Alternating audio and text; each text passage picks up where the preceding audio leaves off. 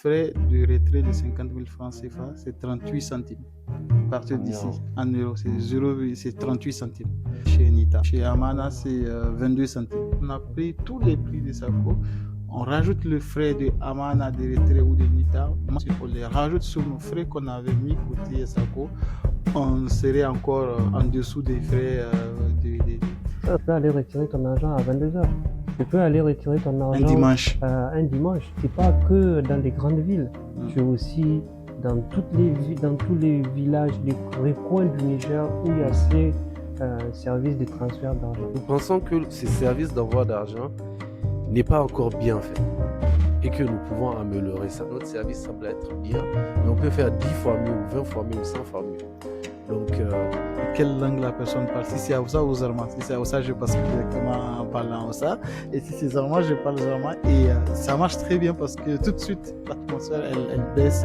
La personne se rassure un tout petit peu. La personne se dit, ah, ok, je peux leur faire confiance, tu vois. Bonjour et bienvenue dans cette première vidéo en podcast de l'équipe Sako. Je suis avec Aziz et Ismaël. On va parler globalement de l'historique derrière Sako, de comment Sako est né, de ce qu'il y a autour de Sako et où est-ce qu'on en est aujourd'hui par rapport à Sako. Faut savoir que Sako, c'est un side project. C'est un projet qu'on avait lancé quand on était au Niger pour le lancement du projet BRS. Je vais commencer par toi, Ismaël. Tu peux nous parler un peu de l'historique qu'il y a derrière Sako, qu'est-ce qui a amené à la naissance de Sako? Merci Abdelwahab. Sako, c'était en 2024. On était sur le projet BRS et quand on était parti en vacances, on a été en train de faire des choses, on était en train de mettre en place toute la stratégie de la communication et tout. Et très souvent, on voulait aussi payer quelques agents pour la communication et tout. Et on s'envoyait de l'argent directement à nous-mêmes pour pouvoir donner, pour pouvoir faire ce qui était nécessaire. Et à un moment donné, on s'est rendu compte que c'était très très compliqué de s'envoyer de l'argent parce qu'à chaque fois, même en cas d'urgence, souvent on ne peut rien faire parce que les week-ends, Western Union, voire MoneyGram ne travaillent pas. Et il faut attendre lundi. Et très souvent, quand vous partez, soit on vous dit qu'il n'y a pas d'argent, ou souvent on vous dit qu'il n'y a pas la connexion. Souvent on vous dit même que c'est à cause d'une coupure d'électricité. Et on s'est rendu compte que parallèlement, il y avait les moyens des transferts d'argent locaux qui marchaient très bien. Et on s'est dit pourquoi ne pas passer par ces moyens de transferts pour pouvoir s'envoyer de l'argent. Donc l'idée était née de là-bas et à partir de cet instant-là, on s'est mis à réfléchir sur comment collaborer avec tout ce qui est moyens de transfert d'argent qui sont locaux, que ce soit Nita, Amana, Airtel Money, tout ça, pour pouvoir mettre en place du coup un moyen de transférer de l'argent depuis l'Europe directement dans ses comptes Nita ou Amana ou Airtel Money. Ouais, je me souviens à l'époque, on avait aussi d'autres challenges liés au fait de payer les employés qui étaient au Niger. Ils nous avaient remonté plusieurs fois le problème du fait que quand on leur envoie l'argent via MoneyGram ou Western Union, c'était un problématique, le fait de recevoir l'argent. Aziz, je vais tourner vers toi. Comment c'était au début, les challenges techniques qu'on avait eu?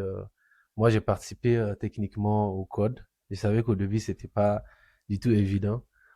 Quels étaient les challenges qu'on avait rencontrés et comment on les a surmontés? Je pense que le gros du challenge de Sako, c'est déjà de proposer vraiment quelque chose qui change radicalement la façon de faire du transfert de l'argent depuis une application mobile.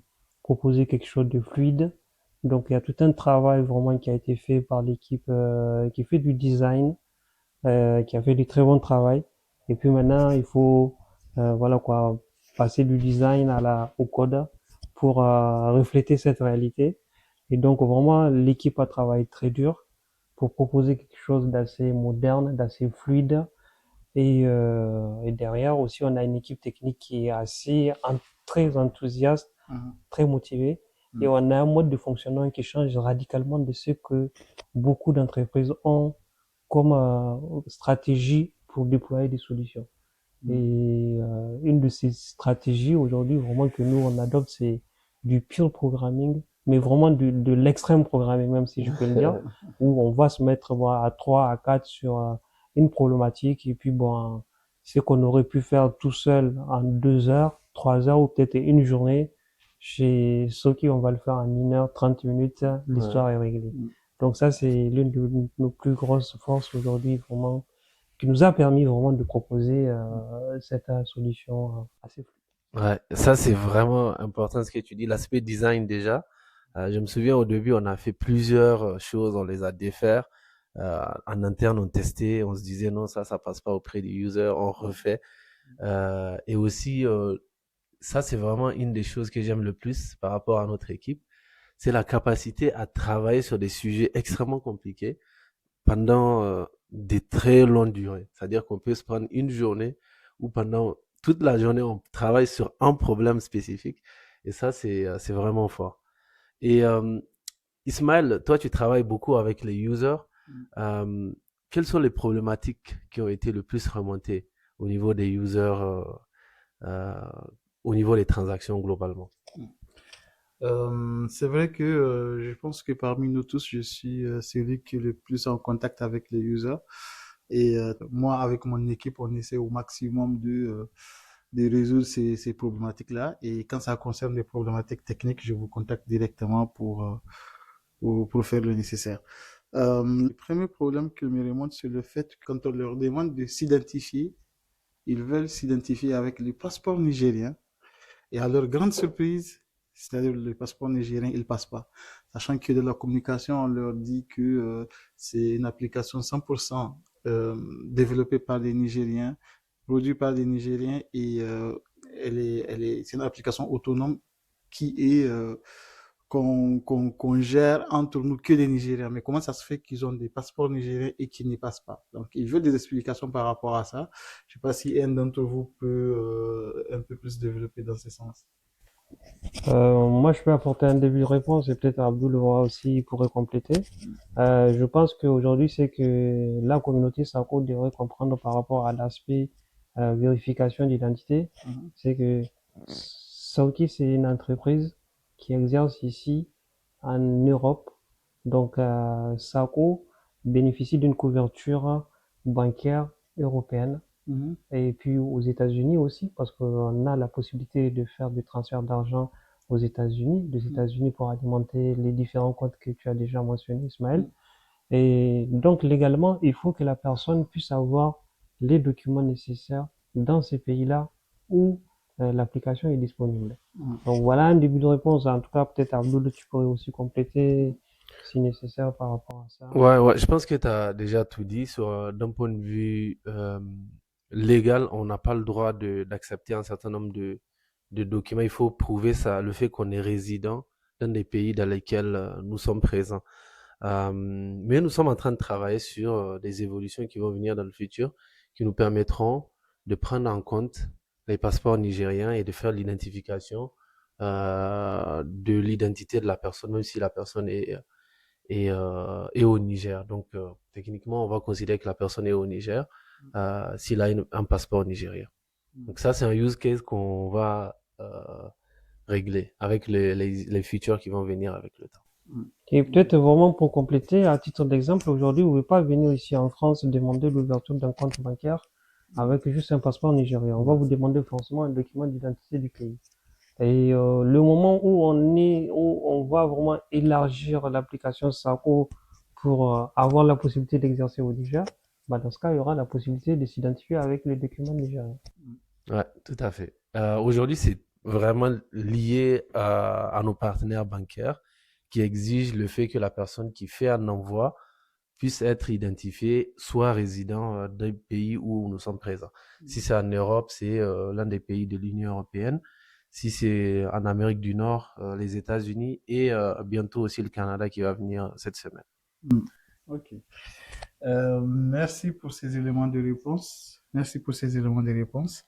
Il y a une deuxième question qui est souvent posée aussi, c'est de savoir pourquoi, euh, quand ils envoient de l'argent, par exemple, ceux qui ont l'habitude d'envoyer 100 000 francs par mois, pourquoi quand ils envoient de l'argent cette fois-ci, on leur dit que euh, malgré qu'ils ont payé les frais d'envoi ici, comment ça se fait que leurs proches leur disent ils ont encore besoin d'autres frais pour pouvoir retirer l'argent là-bas Mhm. sur place.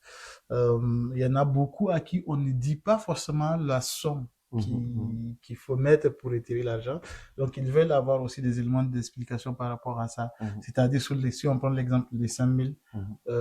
le pourcentage, combien est-ce qu'ils exigent là-bas pour le retirer? Parce qu'en Mhm. fait, un proche peut juste dire que j'ai quand même donné de l'argent pour retirer, ne donne pas forcément le montant. Donc, l'expéditeur peut se mettre dans sa tête que peut-être que l'argent qu'il a mis pour retirer, peut-être que c'est beaucoup. Sinon, c'est combien, tout ça. Il se pose des questions. Mhm. Il veut avoir des explications par rapport à ça. Ouais, sur les frais de retrait, pareil, peut-être Aziz, tu vas compléter. Sur les frais de retrait, les mobile money ont un business model basé sur les frais de retrait et aussi frais de transfert. Donc, ils ont des frais de retrait. Ils ont tout un tas de services dans leurs applications mobiles, dont la possibilité de retirer l'argent qu'il y a sur son compte mobile money. Donc, ils ont leur politique de frais. C'est vrai qu'on peut implémenter une possibilité de voir, pour que la personne puisse voir au moment du retrait ce que ça va coûter à la personne quand on fait un compte à compte. Mais, mais pour le moment, comme on n'a pas de maîtrise sur les frais qui vont s'appliquer côté mobile money, on les a pas mis. Mais on est en train de travailler sur le fait d'intégrer les envois directs. Ça veut dire que la personne fait un transfert en direct. À ce moment-là, en fait, le montant qui est envoyé, c'est ça qui va être retiré au guichet par la personne qui va recevoir l'argent. À ce moment-là, la question des frais de retrait ne vont plus se poser parce que euh, le retrait s'est fait automatiquement au niveau du guichet. En gros, la personne ne reçoit pas l'argent sur son compte, il le reçoit directement au guichet. Donc, on va laisser les deux options. La personne va avoir l'option d'envoyer sur un compte ou l'option d'envoyer directement avec un retrait au guichet. Comme ça permet en fait, dans les cas où la personne, le destinataire préfère recevoir l'argent sur son compte, vous pouvez lui faire l'envoi. Maintenant, si la personne préfère recevoir l'argent directement au guichet, vous pouvez aussi lui faire un envoi direct sans passer par les comptes. Donc, pour le moment, on n'a pas de main sur les frais qui s'appliquent au niveau du retrait, mais on va suivre avec le temps. Quand on regarde aujourd'hui, les frais ont drastiquement réduit. Je me souviens quand on a commencé, c'était à 1%. Aujourd'hui, chez Nita et Amana, c'est autour de 0,5%. Je pense à Mana, c'est même 0,3% au Niger. Donc, ça fait que les frais de retrait sont presque rien par rapport aux frais qui sont payés pour faire des envois classiques via MoneyGram ou Western Union, quelque chose comme Peut-être ça. qu'on peut donner un exemple C'est de ça. frais Ouais. classiques. Aujourd'hui, par exemple, j'envoie à quelqu'un là-bas au Niger 10 000 francs CFA. Prenons l'exemple, par exemple, moi j'ai un exemple, à chaque fois je donne le même exemple en fait quand on me demande. Sur 50 000 francs CFA, le frais de retrait de 50 000 francs CFA, c'est 38 centimes. À partir En d'ici, euros. en euros, c'est Mm. 0, c'est 38 centimes. Euh, Ça, quand c'est chez Nita. Quand c'est chez Amana, c'est voilà. 22 centimes. Mm. Donc, c'est soit, chez Nita, en francs CFA, ça fait à peu près 250. Chez Truc, ça fait à peu près 150. 150, ouais. Donc, c'est vraiment pas Donc, beaucoup. cumulé à tout ça, on se rend compte quand même que Sako, il est beaucoup plus compétitif, vraiment par rapport aux Exactement. On a fait moyens. un petit calcul, en fait, on a Mhm. pris tous les prix des SACO, on rajoute le frais de Amana, de retrait ou de Nita. Malgré tout ça, si on les rajoute sur nos frais qu'on avait mis côté SACO, on serait encore en dessous des frais Ça, sans des géants. compter tous les autres avantages. C'est Hmm. quoi les autres avantages aujourd'hui? Tu peux aller retirer ton argent à 22 heures. C'est ça, Tu exactement. peux aller retirer ton Un argent dimanche. un dimanche. Ouais.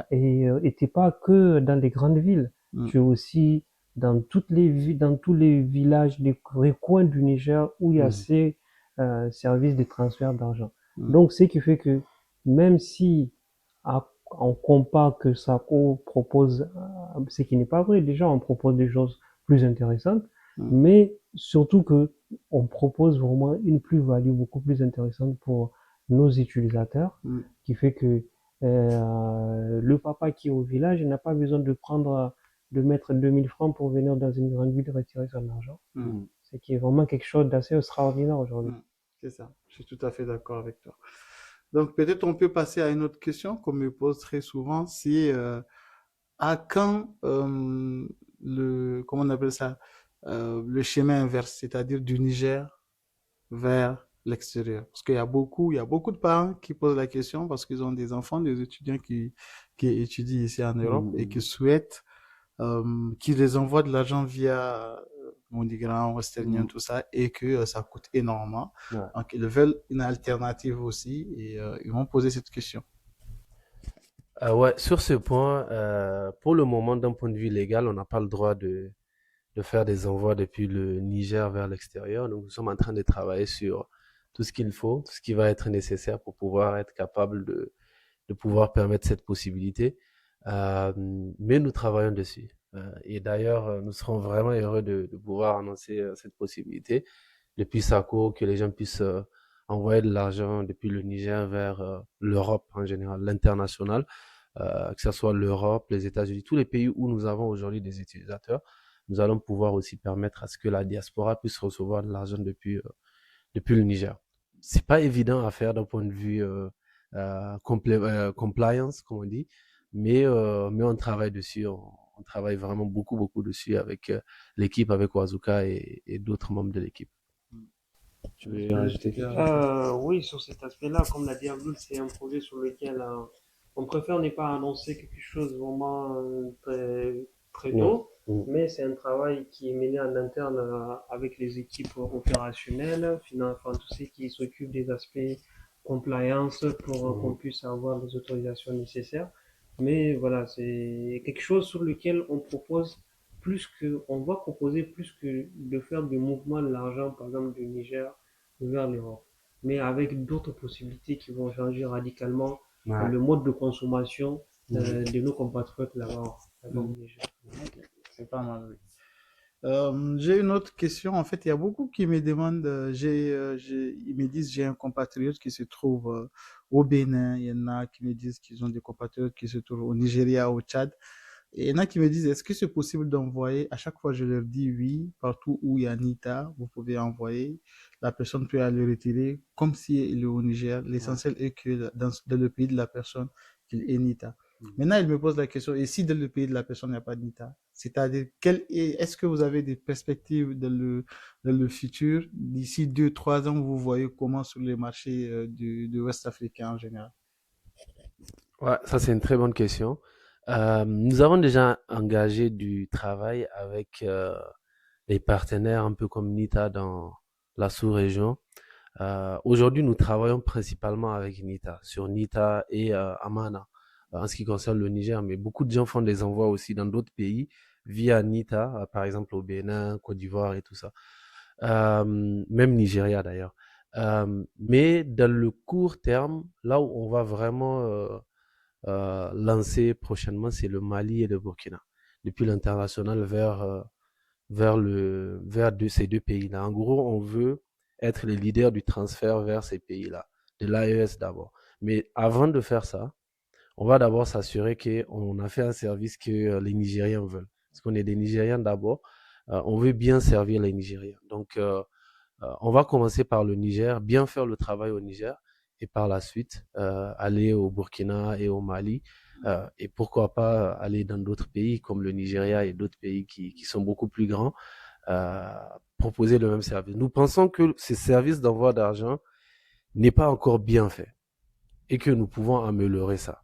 Comme on l'a fait aujourd'hui pour les Nigériens, on peut faire un service qui est encore, même pour les Nigériens aujourd'hui, notre service semble être bien, mais on peut faire 10 fois mieux ou 20 fois mieux ou 100 fois mieux. Donc, l'idée, c'est d'arriver à ce niveau-là. Quand on va arriver à ce niveau-là, on va voir aussi dans d'autres pays comment on va pouvoir contribuer, comment on va pouvoir apporter notre expertise.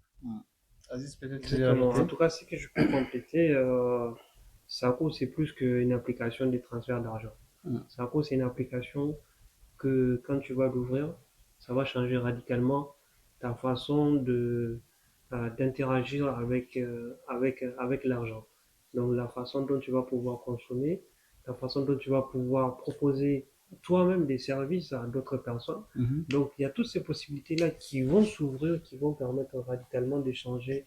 Vous allez peut-être plus tard pouvoir payer des services avec ça. Voilà, il y a des projections qu'on est en train de faire, payer peut-être l'électricité de vos proches. Tout ça, c'est des choses vraiment qui vont arriver et qui vont radicalement changer vraiment la façon dont nos compatriotes qui sont à l'étranger puissent convenablement, en tout cas, faire tout ce qui est action financière, tout ça. Et, euh, et puis voilà, même investir vraiment, mais faire de l'investissement durable. Donc tout ça, c'est des choses qui sont vraiment sur la table, qu'on est en train d'étudier et puis qu'on va pouvoir proposer bientôt à la DES. D'accord, merci. Peut-être une dernière question, une cinquième et une dernière question. Il y a une question qui revient tout le temps, c'est deux choses. C'est la sécurité de leurs données. Donc, il me pose beaucoup de questions, à savoir que ce soit côté KYC, ils mettent des documents, des selfies, tout ça. Et côté carte bancaire aussi, ils me disent, est-ce que ma carte, elle est bien protégée, tout ça, tout ça. Ils s'inquiètent. C'est tout à fait normal de s'inquiéter quand on confie ces genres des documents qui sont, on va dire, privés à des gens. Donc, ils se posent des questions. Peut-être ils veulent avoir plus d'explications par rapport à ça. Si vous pouvez donner des explications. Ouais, ça c'est une question extrêmement légitime. Day One, c'est qu'on s'était dit, c'est comment on va faire pour que même en cas de défaillance de notre côté, il n'y ait aucun problème pour le user. Ça, c'est une question qu'on se pose tous les jours et même depuis Day One. Sachant que c'est extrêmement compliqué qu'il y ait une défaillance technique de notre côté parce qu'on travaille dessus avec des experts. En interne, nous-mêmes, on a des experts. On travaille avec des gens qui font de l'audit depuis l'extérieur. Mais deux choses. La première des choses, c'est que en ce qui concerne le KYC, c'est pas nous qui gérons vraiment les données. C'est pas chez nous que la data vient. On a un partenaire qui s'appelle Verif, qui d'ailleurs, en partenariat avec notre banque partenaire, gère tout ce qui va être données d'identification. C'est pour ça que l'identification est automatique, à moins que la personne passe par nous. À ce moment-là, si la personne passe manuellement, si on fait une identification manuelle, on fait un dossier, on l'envoie à Verif et on valide l'identité manuellement. À ce moment-là, c'est une validation qui est différente et même là, les données ne sont pas chez nous.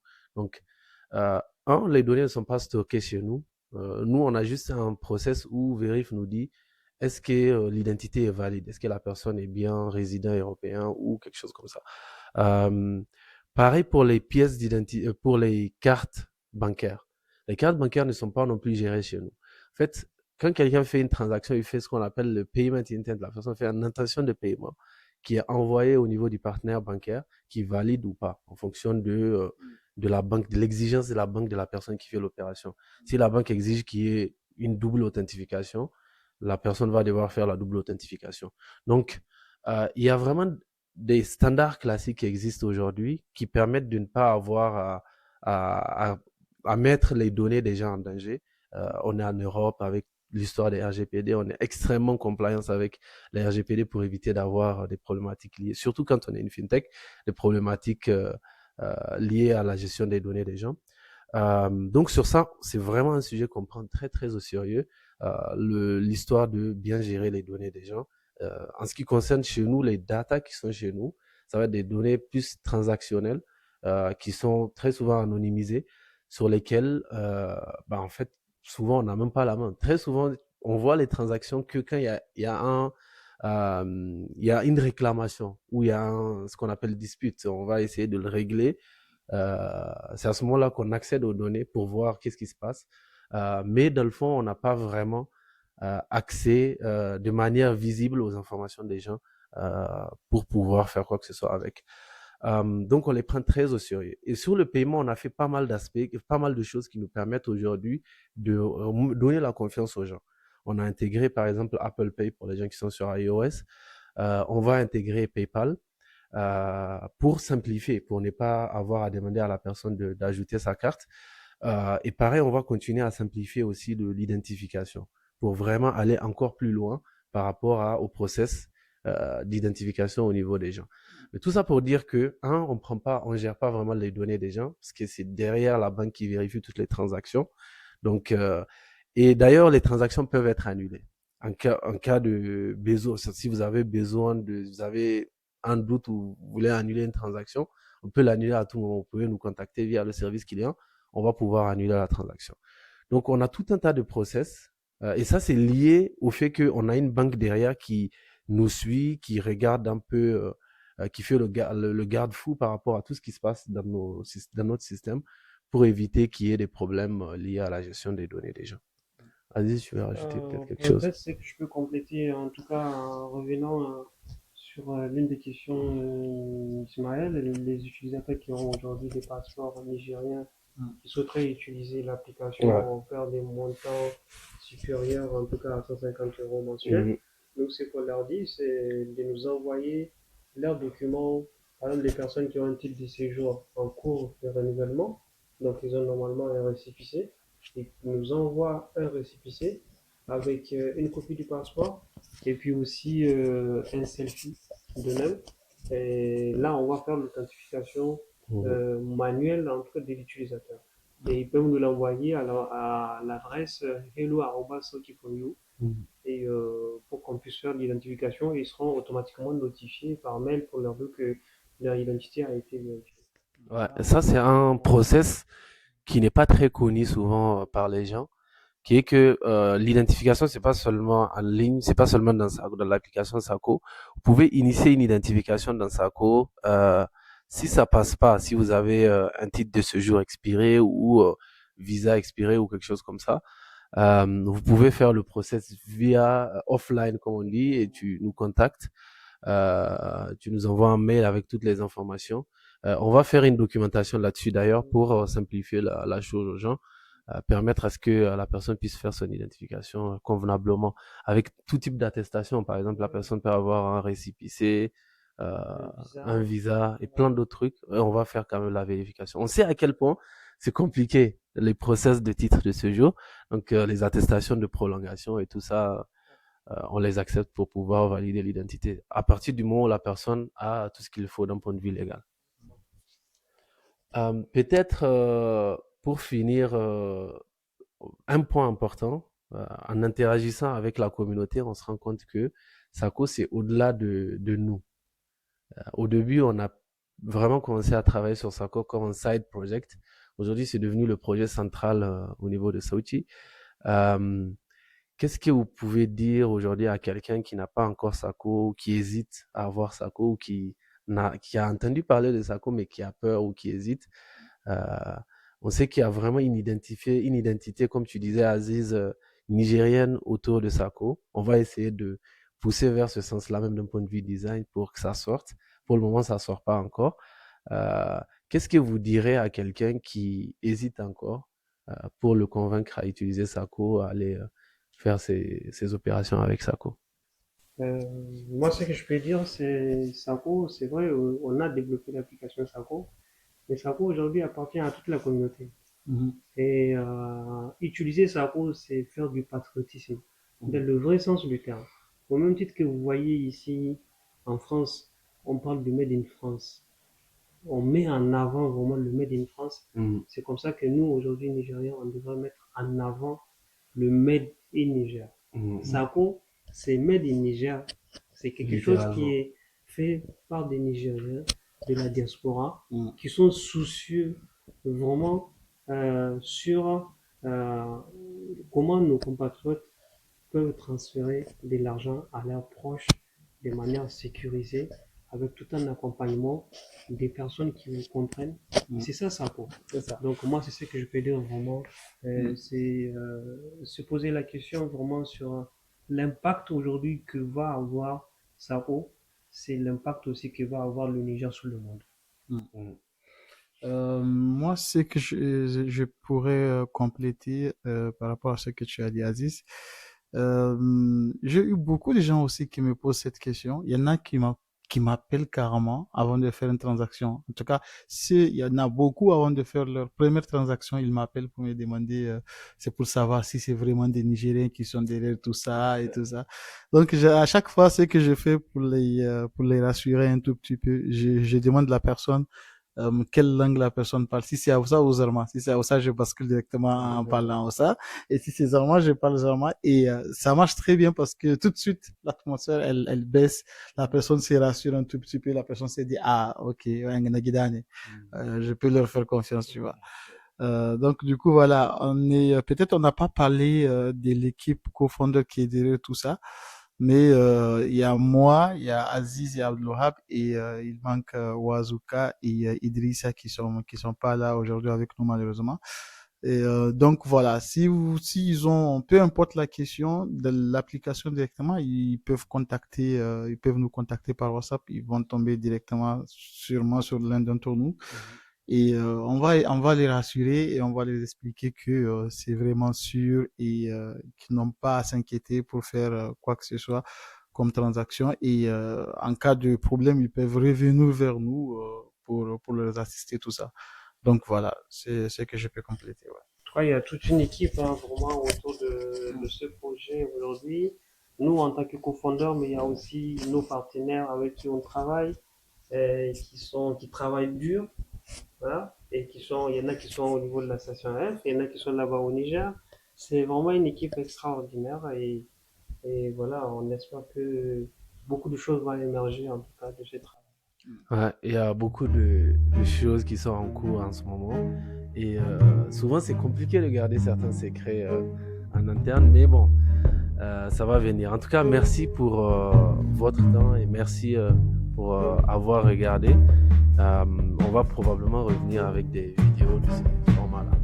Merci beaucoup.